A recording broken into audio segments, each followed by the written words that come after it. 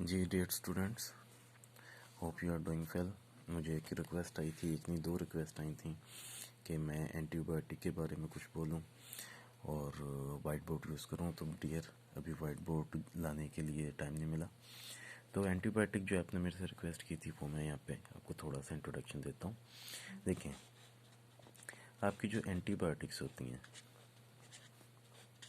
ठीक है, वो आपने सिर्फ और सिर्फ इन्फेक्शन को ट्रीट करने के लिए यूज़ करना है। ठीक हो गया। अब एंटीबायोटिक को यूज़ करने के लिए हमारे पास कुछ रूल्स होते हैं। Rules to use antibiotics.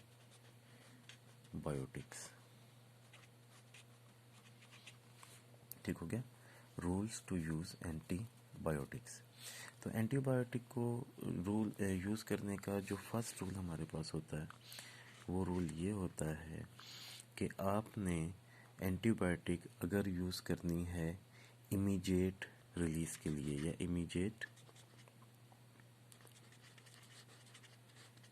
Immediate treatment के लिए, तो आपने क्या करना है, आपने यूज़ करनी है ब्रॉड स्पेक्ट्रम एंटीबायोटिक। ठीक है। स्पेक्ट्रम आपको पता होंगे कि आपके पास ग्राम पॉजिटिव आपके पास नैरो स्पेक्ट्रम होता है। ठीक है। आपके पास जो है एक्सटेंडेड स्पेक्ट्रम होता है और आपके पास ब्रॉड स्पेक्ट्रम होता है।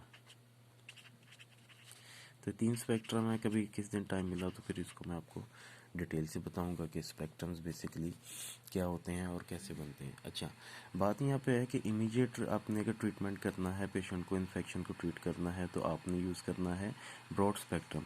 इसके पीछे रीज़न क्या है? इसके पीछे रीज़न ये है कि जब पेशेंट आपके पास आया है और इमीडिएट ट्रीटमेंट करना है, मीन टू से कि अभी उसके पास किसी भी किस्म की कोई पैथोलॉजिकल रिपोर्ट,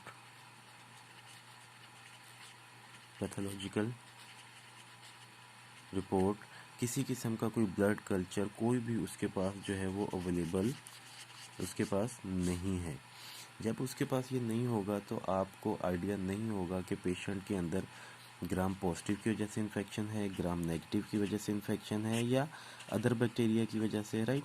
तो एट दैट टाइम आप क्या करेंगे, आप स्टार्ट कर देंगे ब्रॉड स्पेक्ट्रम एंटीबायोटिक से। इसलिए कि आपको पता होगा कि जो ब्रॉड स्पेक्ट्रम एंटीबायोटिक होती है वो gram positive, gram negative and other bacteria सबको पे इफ़ेक्ट करती है। ठीक। तो अगर आपके पास पेशेंट की आपको एटियोलॉजी नहीं पता, आपको अभी नहीं पता कि कौन से उसमें माइक्रो ऑर्गेनिज्म इन्वॉल्व हैं, तो एट दैट टाइम आपने क्या करना है, ब्रॉड स्पेक्ट्रम एंटीबायोटिक स्टार्ट कर देनी है अपने पेशेंट को। ठीक हो गया।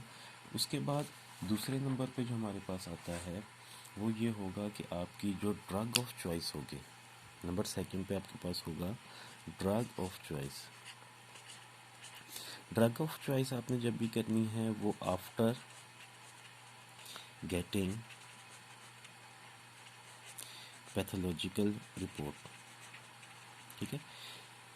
फॉर एग्जांपल चलें, आप इसी पेशेंट को लेते हैं, ऊपर वाले को, कि इसमें जो था आपने पैथोलॉजिकल रिपोर्ट नहीं थी, आपने ब्रॉड स्पेक्ट्रम स्टार्ट कर दिया। उसके बाद आपने क्या किया कि आपने इसकी बनवाई पैथोलॉजिकल रिपोर्ट, इसका कल्चर करवाया और फिर उस कल्चर में आपके पास जो भी आता है, आपके पास उसमें ग्राम पॉजिटिव की इन्वॉल्वमेंट है, उसमें ग्राम नेगेटिव की इन्वॉल्वमेंट है, या उसमें इन दोनों की इन्वॉल्वमेंट है, या इसमें ग्राम पॉजिटिव ग्राम नेगेटिव के साथ अदर जो बैक्टीरियाज होते हैं उनकी इन्वॉल्वमेंट है, तो फिर उस हिसाब से आप यहाँ पे नैरो स्पेक्ट्रम या आप यहाँ पे एक्सटेंडेड स्पेक्ट्रम या आप यहाँ पे ब्रॉड स्पेक्ट्रम लगा देंगे। ठीक है।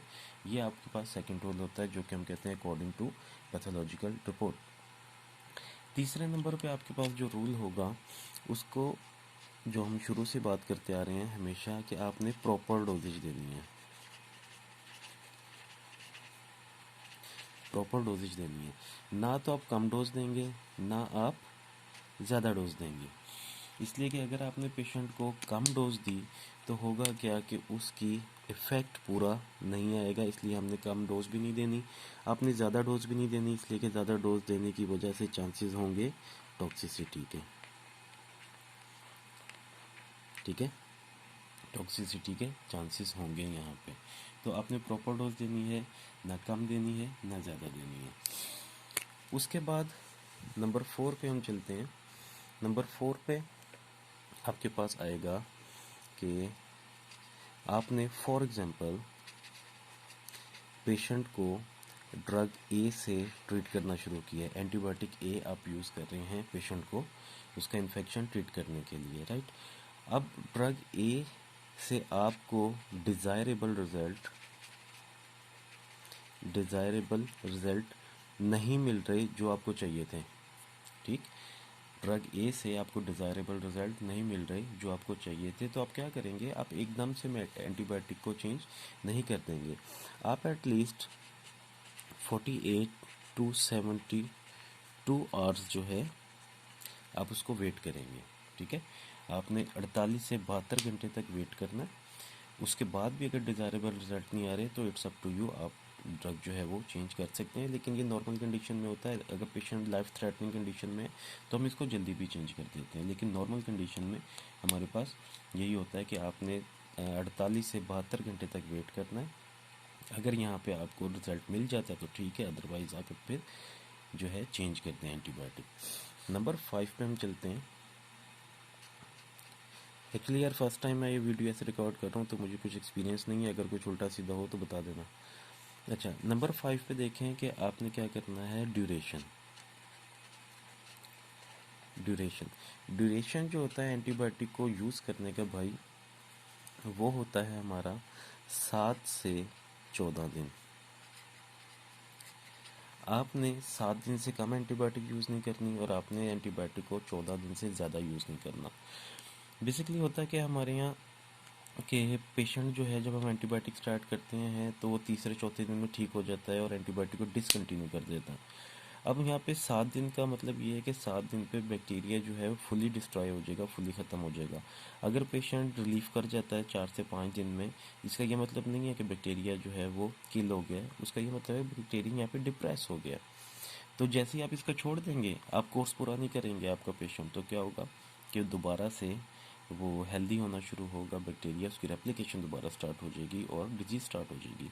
इसलिए अगर पेशेंट आपका 4 से 5 दिन में ठीक हो रहा है, उसको 7 दिन एंटीबायोटिक दें, 7 दिन में हो रहा है 10 दिन तक चलाएं, 10 दिन में हो रहा है तो 14 तक चलाएं, 14 दिन में ठीक हो रहा है तो आप उसको फुल स्टॉप लगा दें 14 के बाद। अगर 14 दिन में भी ठीक नहीं हो रहा तो फिर आप थोड़ा सा गैप देके कोई और एंटीबायोटिक आप उसको कोर्स स्टार्ट करवाएं और उसकी कोशिश करें उसकी डायग्नोस आप सही करें।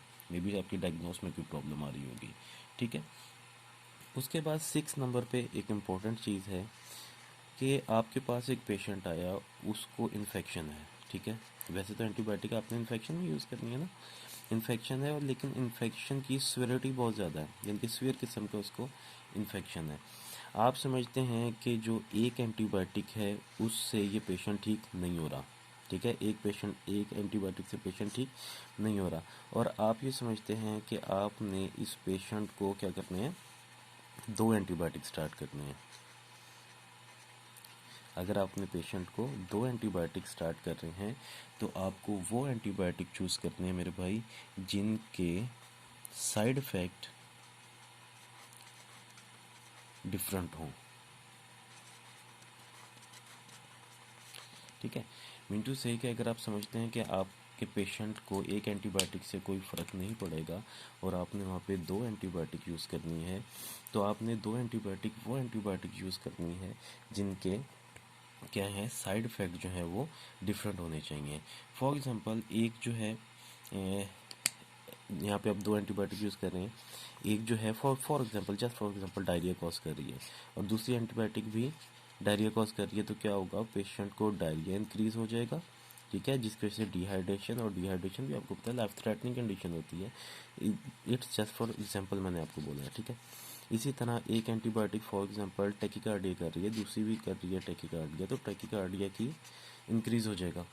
तो आप वो एंटीबायोटिक यूज़ करें जिसके साइड इफ़ेक्ट जो हैं वो डिफरेंट हों। होप आपको समझ आ रही होगी, ठीक है। उसके बाद हम चलते हैं लास्ट पॉइंट पे। लास्ट पॉइंट जो है वो आपका बहुत इम्पोर्टेंट है। देखें, जब भी आप एंटीबायोटिक ख़रीदेंगे, ठीक है, तो उसके जो कैच कवर होता है, कैच कवर हम कहते हैं उसके डब्बे को, तो उसका जो इंजेक्शन होगा यहाँ कॉर्नर पे आपके पास लिखा हुआ होगा IV एंड IM, कि ये जो ड्रग है ये दोनों पर्पज़, आप IV IM दोनों पर्पज़ के लिए यूज़ कर सकते हैं। लेकिन नॉर्मल कंडीशन में आपने क्या करना है, जो नॉर्मल कंडीशन हो पेशेंट की, उसमें आप हमेशा यूज़ करेंगे IM, और IV जो है वो आप सिर्फ और सिर्फ क्रिटिकल कंडीशन में यूज़ करेंगे, मीन टू से ICUs में। IM जो है आप डायरेक्ट नहीं लगा देंगे, नॉर्मल पेशेंट को आप IM नहीं लगा, IV सॉरी नहीं लगा देंगे। IM आप नॉर्मल पेशेंट में यूज़ करें और IV जो है वो आप यूज़ करें कहाँ पे, अपने ICUs में। अब यहाँ पे एक इंटरेस्टिंग बात बताऊँ, आप मुझसे हो सकता है इस जो भी मैंने बात बताई है उससे थोड़ा सा डिनाई करें। पहले मैं यहाँ पे 7 पॉइंट लिख दूँ कि IV एडमिनिस्ट्रेशन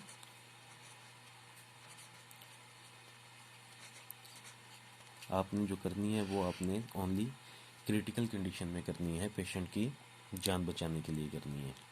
देखें, अब नॉर्मली आपके एक प्रैक्टिस में देखा होगा आपने कि जो डायरिया का पेशेंट होता है उसको भी तो हम जो है वो लीवोफ्लॉक्सासिन या सिप्रोफ्लॉक्सासिन जो है वो हम IM देते हैं, सॉरी IV देते हैं, ठीक है। जैसे कि आपके पास फ्लैजिल आती है इंडिया पाकिस्तान में, वो IV दी जाती है। तो जो डायरिया है वो भी लाइफ थ्रेटनिंग कंडीशन है, इसलिए कि अगर आपने डायरिया को इन टाइम नहीं रोका तो डिहाइड्रेशन एंड डिहाइड्रेशन के बाद डेथ के चांसेस होते हैं। तो अगेन मैं आपको यहाँ पे एक छोटी सी इसकी समरी दे देता हूँ कि एंटीबायोटिक का पहला रूल ये होता है कि अगर आपके पास पैथोलॉजिकल रिपोर्ट नहीं है तो आप यूज़ करेंगे broad spectrum antibiotic, right, broad spectrum antibiotic use करेंगे। दूसरे नंबर पे आपके पास है drug of choice. Drug of choice जो है वो आप उस वक्त यूज़ करेंगे जब आपके पास पैथोलॉजिकल रिपोर्ट आ जाएगी, मीन टू से कि आपको पता है पेशेंट में कौन सा माइक्रो ऑर्गेनिज्म है। आपने नैरो स्पेक्ट्रम यूज़ करनी है, आपने एक्सटेंडेड करनी है, आपने ब्रॉड करनी है, वो अकॉर्डिंग टू दैट ही होगा।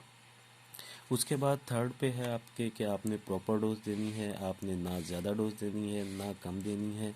फोर्थ नंबर पे है आपके पास कि अगर पेशेंट आपके जो एंटीबायोटिक है उससे डिज़ायरेबल रिजल्ट नहीं आ रहे तो आप एटलीस्ट 48 टू 72 आवर्स आप वेट करेंगे, उसके बाद आप एंटीबायोटिक चेंज कर सकते हैं। फिफ्थ नंबर पे है कि मिनिमम आपने 7 डेज़, मैक्सिमम 14 डेज़ आपने एंटीबायोटिक यूज़ करनी है। उसके बाद आपके पास छठे नंबर पे है कि आपने अगर 2 एंटीबायोटिक यूज़ करनी है, अगर आप यूज़ करना चाहते हैं अपने पेशेंट में 2 एंटीबायोटिक्स, तो 2 एंटीबायोटिक्स आप वो यूज़ करेंगे जिनका साइड इफ़ेक्ट डिफरेंट होगा। 2 एंटीबायोटिक आप वही यूज़ करेंगे जिनका साइड इफ़ेक्ट डिफरेंट होगा। और नंबर 7 पे है कि IV एडमिनिस्ट्रेशन जो है वो आप सिर्फ और सिर्फ क्रिटिकल कंडीशन में करेंगे। तो ये एक छोटा सा इसके कुछ रूल्स थे जो मैंने आपको समझाने की कोशिश की। अगर आपको वीडियो अच्छी लगी है तो एटलीस्ट लाइक ज़रूर करें, इसलिए कि जब लाइक आते हैं तो फिर दिल करता है आगे कुछ करने को। और अगर डिसलाइक कर रहे हैं तो आप काइंडली बताएं कि इसमें क्या प्रॉब्लम थी, क्या इम्प्रूवमेंट हो सकती है। आप इसको इसलिए कि मैं जो मेरे जितने भी सब्सक्राइबर हैं अभी तक वो सारे स्टूडेंट ही हैं, बाहर का कोई आदमी नहीं है। मुझे बहुत अच्छा लगा कि जो मैंने हार्ट फेलियर का था मेरा लेक्चर, उसमें 16 लोगों ने उसको डिसलाइक किया और लाइक तो उस पर वैसे बहुत ज़्यादा है। लेकिन एटलीस्ट आप मुझे रीज़न भी बताएं कि इसकी रीज़न क्या है, या फिर ये वो मेरे स्टूडेंट्स होंगे जिनकी क्लास में मैंने बहुत ज़्यादा क्लास कर ली होगी कभी। एनी हाउ, आप देखें इसको पसंद आए तो लाइक ज़रूर करें। Thank you so much. So nice of you. Good luck.